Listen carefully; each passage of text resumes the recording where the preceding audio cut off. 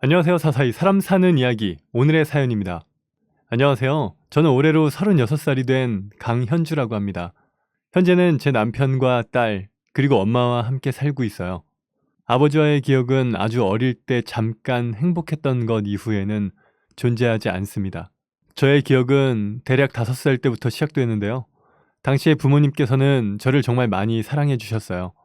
형제가 없던 저에게 그 빈자리가 전혀 느껴지지 않을 정도로 저만 바라봐 주셨습니다. 저희 집은 한국에서 손꼽힐 정도로 엄청난 부자는 아니었지만 부족함 없이 살 수 있을 정도로 꽤나 잘 살았습니다. 어릴 때 살던 집은 부모님과 함께 셋이 살기에는 조금 넓은 집에 마당까지 있었습니다. 여름이면 그곳에서 물놀이를 했었고 휴일 저녁엔 고기를 구워 바비큐를 할 때도 있었죠. 주말이면 제가 좋아하는 놀이공원도 가고 산으로 바다로 여행도 자주 다니던 다정한 가족이었습니다. 지금 생각해보면 그때 아버지는 다른 친구들의 아버지들보다 훨씬 더 자상한 사람이었던 것 같아요. 하지만 화기애애했던 저의 집 분위기는 시간이 지날수록 점점 어두워져만 갔습니다. 제 나이가 10살이 되던 해부터 부모님은 날카롭게 서로를 찌르는 말 이외에는 대화를 하지 않았어요. 아버지는 언젠가부터 항상 늦게 들어오셨고 엄마는 그런 아버지에게 화를 내곤 했습니다. 뭐하고 돌아다니다가 이제 들어오는 거야? 또 그 여자한테 갔다 온 거야? 정말 미쳤니? 아니라고 몇 번을 말해. 일하다가 지금 들어왔다고. 정말 숨 좀 쉬고 살자. 이런 식의 싸움만 오가는 부모님 사이에서 아무것도 할 수 없던 저는 더 이상 예전처럼 화목한 집에서 자란 아이가 아니었죠. 이제는 엄마한테 하고 싶은 것을 말할 수도 없었고 아버지와 가고 싶은 곳이 있어도 꾹 눌러 삼킬 수밖에 없었습니다. 그런 상황이 지속되던 언젠가부터 아버지는 주말에조차 집에 계시지 않았어요. 하루는 오랜만에 만난 아버지에게 놀이공원을 가고 싶다고 말했더니 싸늘하게 엄마와 다녀오라는 대답을 하시더군요. 생각해보면 그때부터 저에게 아버지라는 존재가 서서히 사라졌던 것 같습니다. 그 후로 엄마가 집 전화로 하는 통화에는 간혹 이혼과 간통 등의 내용이 섞여 있었어요. 그런 단어들의 뜻이 생소할 만큼 어렸을 때라 정확한 뜻을 알지는 못했지만 저희 가족이 예전처럼 살지 못한다는 것쯤은 알고 있었죠. 그렇게 냉랭한 집 분위기와 부모님의 싸움은 제가 4학년이 될 때까지 이어졌습니다. 그러던 어느 날 엄마를 기쁘게 해줄 생각에 100점 맞은 시험지를 들고 집으로 돌아온 저는 상처로 가득한 엄마의 얼굴을 보게 되었죠. 얼굴엔 손톱에 긁힌 것 같은 붉은 상처가 여러 개 있었고 볼은 누군가에게 맞은 것처럼 빨갛게 부어올라 있었어요. 제가 들어온 것도 모르고 짐을 꾸리고 있던 엄마는 가만히 등 뒤에 서 있는 저를 발견하더니 이제 다른 집에서 살게 되었다며 제 물건을 챙기라고 하더군요. 전 영문도 모른 채 짐을 챙겼습니다. 엄마의 얼굴이 너무 아플 것 같았지만 차마 그 상처를 만져주지는 못했죠. 그렇게 엄마와 저는 제가 초등학교 5학년이 되던 해에 집에서 나와 우리 가족은 따로 살게 되었죠. 저를 데리고 나온 엄마는 그때부터 정말 힘들게 살았습니다. 당시에 저는 엄마가 재산을 어떻게 분배했고 위자료는 얼마나 받았는지 알지 못했어요. 그러나 넓은 주택에서 반지하 방으로 이사한 것을 보면 이제 엄마와 내가 가난해졌다는 것이 피부에 와 닿았습니다. 저는 그때부터 완전히 다른 삶을 살기 시작했습니다. 새로운 집에서 사는 동안 엄마는 밖에서 일만 하셨어요. 그리고 저는 학교를 마치면 늘 혼자 집에 있었습니다.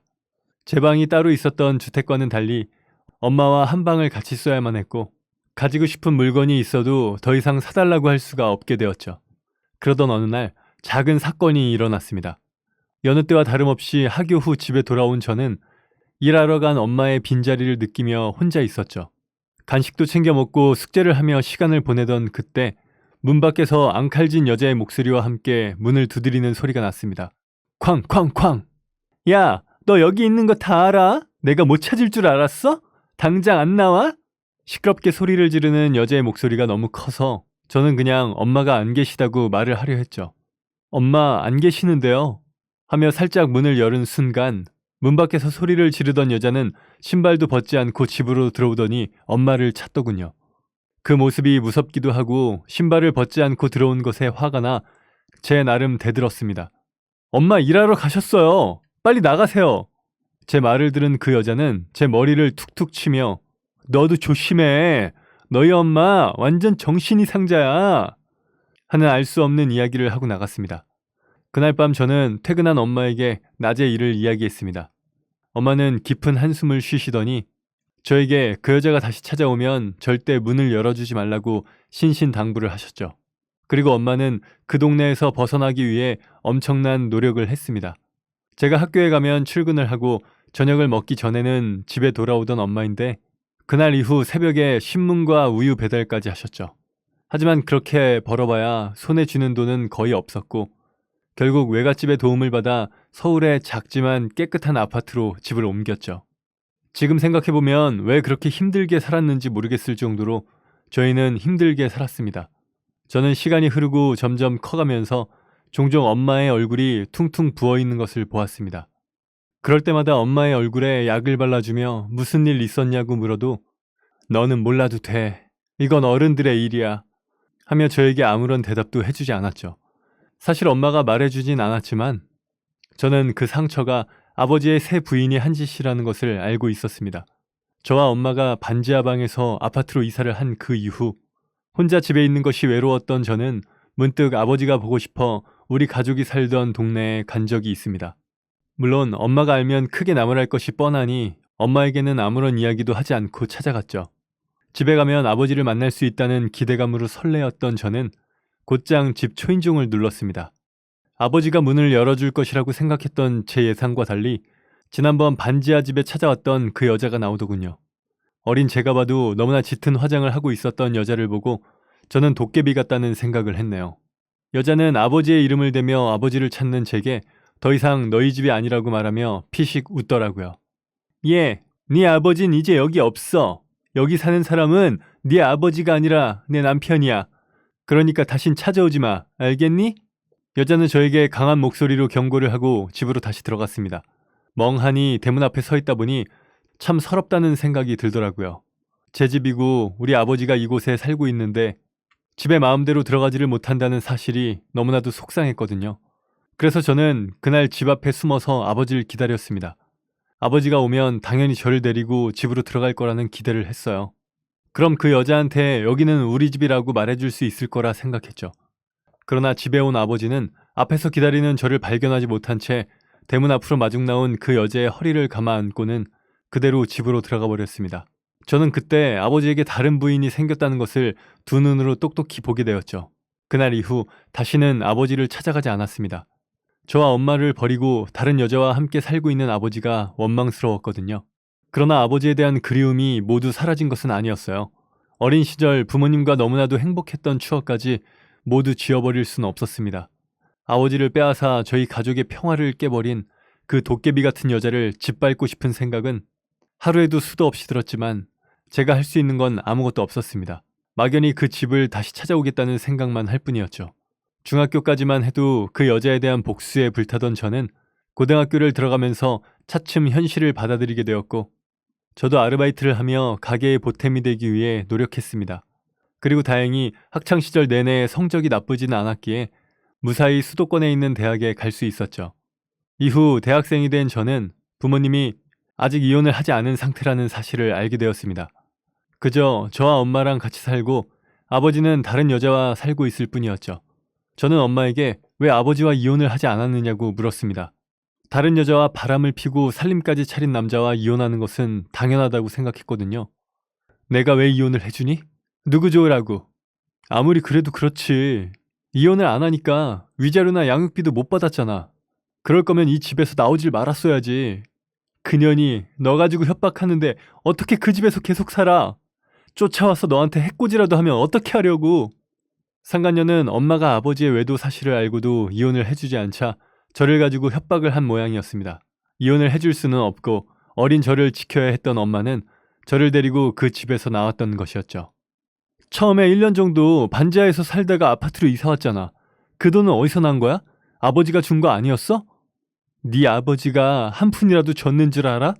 처음에 통장에 있는 돈 들고 나와서 반지하 집 하나 구해서 들어가고 나서 나중에 외할아버지가 대출을 받아서 해주신 거야. 엄마의 말을 듣고 나니 아버지에 대한 원망이 더욱 커졌습니다. 그래서 엄마를 계속해서 설득했죠. 이제라도 아버지와 이혼을 하고 재산분할과 위자료를 받으라고요. 제가 이미 성인이 되었으니 양육비는 더 이상 받을 수 없었지만 위자료라도 두둑히 받아서 이혼하는 것이 엄마에게 더 좋다고 이야기했습니다. 그러나 엄마는 이혼을 하지 않겠다는 의사가 너무나도 확고했습니다. 지금까지 몇 년을 버텼는데 뭐 어때? 죽기 전에는 절대 이혼 안 해. 내가 그 여자한테 할 수 있는 복수는 평생 천년으로 살게 하는 것밖에 없어. 애 낳아도 아버지 호적에 올릴 수 없으니 소용없을 거야. 하지만 저는 포기하지 않고 계속해서 엄마를 설득했습니다. 아버지는 몇 년이 아니라 몇십 년이 지나도 똑같을 거야. 지금까지 한 걸 봐봐. 변하겠나. 나중에 늙고 병들어서 엄마한테 수발 들어달라고 오면 어떻게 할 건데? 이런 이야기를 하며 내내 엄마를 설득했죠. 사실 저는 그간의 모든 내막을 알게 된 이후 아버지에 대한 원망이 점점 커졌고 그런 사람이 내 아버지라는 것이 너무나 싫었습니다. 그래서 더 적극적으로 엄마가 이혼하기를 원했던 것 같네요. 제 간절한 4년간의 설득이 엄마에게도 통한 건지 결국 부모님은 제가 대학을 졸업할 때쯤 이혼을 하게 되었습니다. 하지만 엄마는 이혼할 때도 위자료나 재산 분할을 조금이라도 받을 수 없었습니다. 분명히 제 기억 속 아버지는 돈이 꽤나 있는 사람이었는데 어째서인지 아버지 명의로 된 재산이 하나도 없었던 것이죠. 알고 보니 상간녀는 엄마가 계속해서 이혼을 해주지 않자 자신에게 남은 것이 없다며 우리가 살던 그 집을 처분하고 아파트로 이사하는 과정에서 아파트를 자신의 명의로 해둔 상태더군요. 상간녀 소송을 해서 위자료를 청구하기에는 너무 많은 시간이 흘렀고 강제 집행을 하려고 해도 걸고 넘어질 수 있는 것이 없어 저희는 아무것도 하지 못했습니다. 그러게 진작 이혼을 하지 그랬어. 그랬으면 한몫 챙겼을 텐데.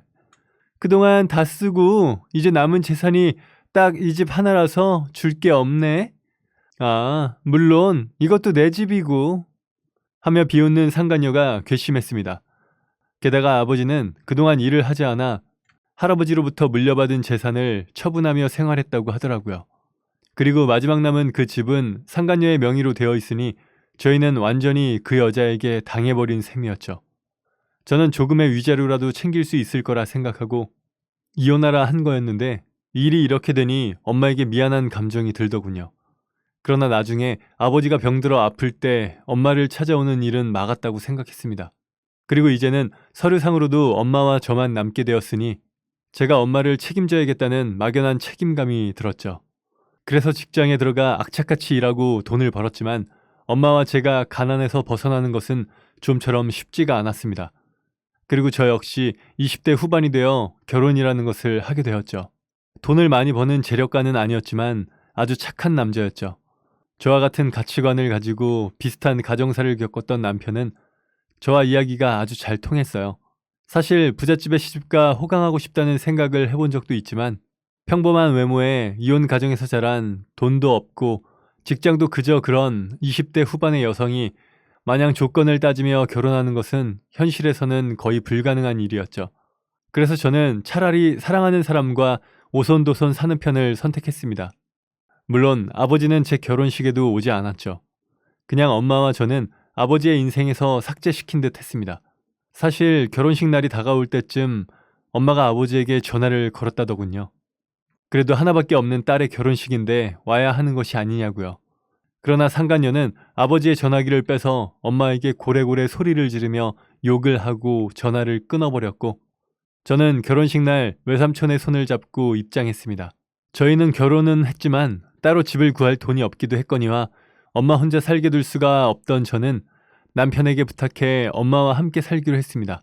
남편은 자상한 사람이었기 때문에 엄마와 함께 사는 것을 흔쾌히 찬성해 주었죠. 마음이 따뜻한 남편은 저와 엄마를 살뜰하게 잘 챙겼습니다. 엄마도 딸인 저보다 남편을 더 좋아하셨죠. 이제야 비로소 우리 집에 웃음소리가 들리기 시작했고 결혼한 다음 해 임신을 한 저는 남편과 엄마의 보살핌을 받으며 무사히 출산까지 할 수 있었죠. 아이까지 생기니 20평 작은 집에 엄마와 남편 그리고 저와 아이까지 넷이서 복닥복닥 살면서도 웃음소리 끊이지 않는 화목한 집이 되었습니다. 그렇게 아버지라는 사람은 점점 제 기억 속에서 잊혀지게 되었죠. 그런데 아이를 낳고 남편이 아이에게 자상하게 구는 것을 보니 문득문득 아버지 생각이 나더라고요. 분명 저희 아버지도 예전에는 더할 나위 없이 자상한 아버지였던 시절이 있었는데 어쩌다가 이렇게 됐는지 슬퍼지기도 했습니다. 그러다 보니 잊고 지냈다 생각한 아버지에 대한 원망이 다시금 쌓이게 되더군요. 하지만 아버지에 대한 원망만 하고 있기에는 지금 주어진 이 삶이 너무나 소중했습니다. 조금의 감정적인 기복은 있었지만 안정적인 이 생활에 익숙해져 살아가던 어느 날 모르는 번호로 전화가 왔습니다. 아버지의 여동생 고모의 전화였죠. 현주야, 아버지가 많이 편찮으셔. 얼마 못 사실 것 같은데 한번 봐야 하지 않겠니? 그래도 아버지 자식은 너 하나뿐인데. 저 아버지 없습니다. 절대 갈 생각 없어요. 편찮으시다고요? 저랑 엄마 버린 죗값이라고 생각하시면 되겠네요. 고모는 저에게 아버지가 혼자 너무 쓸쓸하게 죽어가고 있다며 아버지가 너한테 꼭 하고 싶다는 말이 있다 하니 한 번만 와달라고 부탁했죠. 하지만 저는 고모의 부탁을 거절하고 전화를 끊었습니다. 그리고 한동안 화난 마음이 진정이 되지 않아 씩씩대고 있었죠. 그러자 옆에서 듣고 있던 남편이 저를 설득하더군요. 여보, 그러지 말고 한 번만 뵙고 와. 안 그러면 당신 평생 후회할 수도 있어. 후회하지 않을 자신 있어. 나한테 아버지라는 사람 사라진 지 오래야. 생각하기도 싫어. 병원에 혼자 계신다며. 가서 이야기만 한번 나누고 오는 게 좋지 않겠어? 아버지를 위해서가 아니라 당신을 위해서 말이야. 다 죽어가는 아버지 얼굴 보는 게 왜 나를 위한 일이야? 아버지 위하는 일이지. 허참, 처자식까지 버리고 만난 그 여자는 어디 가고 혼자 있대? 결국 저는 아버지를 만나러 가지 않았습니다. 아버지로 인해 지금까지 힘들게 살아온 엄마와 저의 삶을 이제 와서 죽음 때문에 용서하고 싶지가 않았거든요. 하지만 얼마 후 아버지가 돌아가셨다고 연락이 왔을 때는 한참을 숨죽여 울었습니다. 아버지를 볼 수 있는 가능성이 있는 것과 평생 볼 수 없는 것의 차이는 매우 극명하더군요. 그토록 원망해온 아버지였지만 이제 다시는 못 본다는 것은 꽤나 아픈 일이었죠. 아버지를 향한 그리움에 슬퍼하던 그때 고모에게서 다시 연락이 왔습니다. 현주야, 아버지가 너한테 남기신 게 있어. 너 어릴 때 살던 집 있지? 그거 아버지가 꼭 너한테 주라고 그러셨어. 아버지 용서하라고는 안 할게. 아버지의 마지막 유산은 받아. 전 생각지도 못한 고모의 말에 아무 말도 하지 못했죠. 당연히 그 집은 상간녀가 부동산에 팔아넘긴 줄 알았습니다. 분명 엄마가 아버지와 이혼할 때 아버지 앞으로 남은 재산이 없었는데 어떻게 제 앞으로 유산을 남겼는지 도저히 이해가 되지 않았습니다. 아버지 앞으로 남아있는 재산이 하나도 없었다던데요? 라고 묻는 저에게 고모는 아버지가 그 집만큼은 지키고 싶어 했다며 아버지 생전에 따로 고모에게 팔아 지켜달라고 했다고 말해주더군요. 표독스럽게 아버지의 재산을 다 가져가려는 상간녀의 눈을 피하기 위한 방법이었겠죠. 결국 아버지의 뜻대로 어린 시절 저희가 함께 살던 그 집은 무사히 저에게 돌아왔습니다. 남편과 함께 그 집 열쇠를 받으러 간 날, 정말 오랜만에 찾아간 집은 오랫동안 사람이 살지 않았음에도 제법 깨끗한 상태였습니다. 이 집을 다시 찾게 되었다는 말을 엄마에게 했을 때 엄마는 당장 갖다 팔아버리라고 했고 저 역시 그럴 생각이었죠. 하지만 막상 다시 오니 내 집에 돌아온 것 같은 편안한 기분을 느낀 저는 가만히 그 집을 둘러보며 잠시 어릴 때 아버지와 마당에서 놀던 기억을 떠올렸습니다. 그런 제 옆에서 고모가 말했죠. 네 아버지가 아내와 딸의 추억이 있는 그대로 두고 싶다고 하셨어. 그래서 어떻게든 팔지 않은 거야. 한 번씩 와서 직접 쓸고 닦기도 하고 아파서 병원에 입원하기 전에는 앞마당에 화단을 만들겠다고 하더라. 올 때마다 땅 파고 그러더니 결국 완성도 못하고 입원했어. 현주 너한테 옛날에 약속한 게 있다고 꼭 이 말을 전해주라고 했어. 고모의 말을 듣던 저는 약속이라는 말에 문득 어릴 적 아버지와 함께 묻었던 타임캡슐이 생각났습니다. 제가 초등학교에 막 입학했을 때 어느 날 아버지는 큰 항아리 같은 걸 가져와 타임캡슐이라고 하시면서 이곳에 지금의 행복한 추억들을 담아서 땅속에 묻어두고 세월이 흐른 뒤 지금의 행복을 꺼내보자고 하셨었죠. 그 타임캡슐을 묻으며 10년 뒤에 다시 꺼내보자고 했거든요. 아버지가 말한 약속은 아마도 그걸 말하는 게 분명했습니다. 물론 10년은 훨씬 지나버렸지만 묻어두었던 자리를 기억을 더듬어 찾아낸 후 땅을 파보았죠. 8살의 기억 속에는 땅속 깊숙이 묻었던 걸로 기억하고 있었는데 생각보다 어렵지 않게 어느 정도의 땅을 파보니 쉽게 찾을 수 있었습니다. 역시 그곳에 타임캡슐이 그대로 있더군요. 조심조심 주변의 흙을 파내고 캡슐을 꺼내어 열어봤습니다. 그 속엔 어릴 때 묻어두었던 가장 아끼던 장난감, 구슬, 그리고 몇 장의 가족 사진 등등 그대로 있었습니다. 추억에 잠겨 하나하나 보고 있던 그때 타임캡슐을 꺼낸 바로 아래 빨간색 밧줄이 튀어나와 있는 게 보였습니다. 제 기억에는 캡슐을 하나만 묻었던 것 같았는데 눈에 띄는 빨간색 밧줄을 잡아당겨 보았습니다. 웬 상자와 연결되어 있는 그곳을 삽으로 조금 넓게 파보니 점점 상자의 모습이 드러나기 시작했고 한 번에 꺼내 올리기 어려운 묵직한 상자가 나오더군요. 조심스레 뚜껑을 열었습니다. 그 순간 저는 그대로 뒤로 주저앉고 말았습니다. 상자 안에는 상당한 양의 현금과 금괴가 들어있었습니다. 그리고 그 사이에 한 통의 편지가 들어있었죠. 현주, 그리고 현주 엄마에게. 현주야, 아버지가 우리 딸한테 너무 미안한 게 많구나. 내 잘못으로 이렇게 된 거라서 아버지가 할 말이 정말 없단다. 변명 같지만 아버지는 처음에 그 여자의 꼬임에 넘어갔다는 걸 몰랐단다.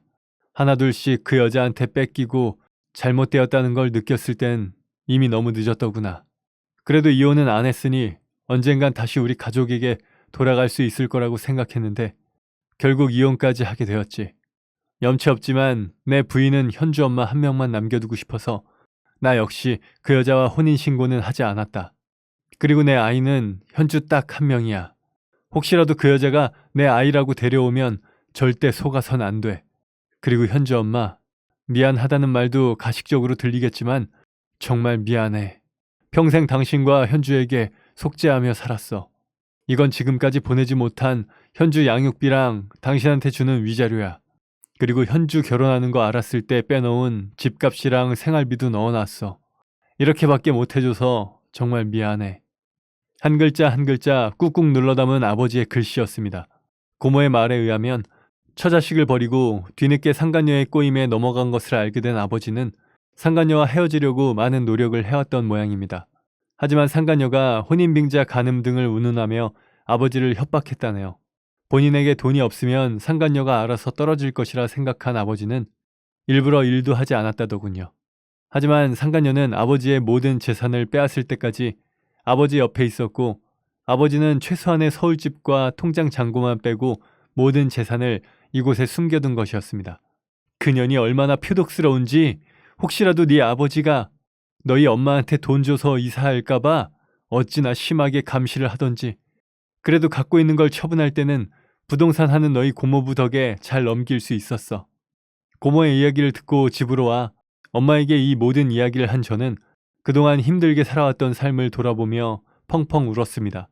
그리고 우리가 살던 그 집을 수리하고 다시 살자고 엄마를 설득했죠. 엄마는 잠시 망설이기는 했지만 듬직한 사위가 그렇게 하자고 하자 알았다며 고개를 끄덕였죠. 그리고 뒤늦게 이 사실을 알게 된 상간녀가 이 집까지도 빼앗으려 달려들었습니다. 하지만 상간녀는 아버지와 혼인신고가 안 되어 있었기 때문에 아버지의 재산을 뺏을 수 있는 그 어떠한 권한도 없었습니다. 모든 방법이 먹히지 않자 사실혼 관계로 오랜 기간 살아왔다며 소송을 걸었지만 달리 결혼식을 올린 것도 아니고 아버지 집안 행사에 참석한 적도 없었기 때문에 사실혼 관계를 입증할 수가 없어 패소하고 말았죠. 그렇게 우리 가족은 아버지와 살던 이 넓은 집으로 이사를 했습니다. 그리고 아버지가 남겨준 돈으로 인간다운 삶을 살게 되었죠. 그렇다고 돈을 준 아버지를 용서한 것은 아닙니다. 저에게 주었던 상처와 엄마가 오랜 세월 괴로워하셨던 것만 생각하면 아직도 그 원망이 가시지는 않아요. 하지만 적어도 아버지가 나와 엄마를 완전히 잊고 살았던 것은 아니라는 사실을 알게 되었으니 오랜 시간 차곡차곡 쌓아왔던 아버지를 향한 증오와 분노가 조금은 누그러들었죠. 그리고 무엇보다 제가 자랐던 따뜻하고 안락한 이 집에서 제 아이를 키울 수 있게 되었다는 것이 다행이라고 생각합니다. 이제 저희는 행복하게 살아보려고 해요. 물론 이 집에서 생활하면서 아버지에 대한 원망과 그리움이 문득문득 찾아오겠지만 온 가족이 함께 사랑으로 잘 견뎌내 보려고 합니다. 지금까지 긴 이야기 들어주셔서 감사합니다. 네, 오늘 사연은 여기까지입니다. 사람 사는 이야기 채널 구독과 좋아요, 알람 설정 부탁드립니다. 감사합니다.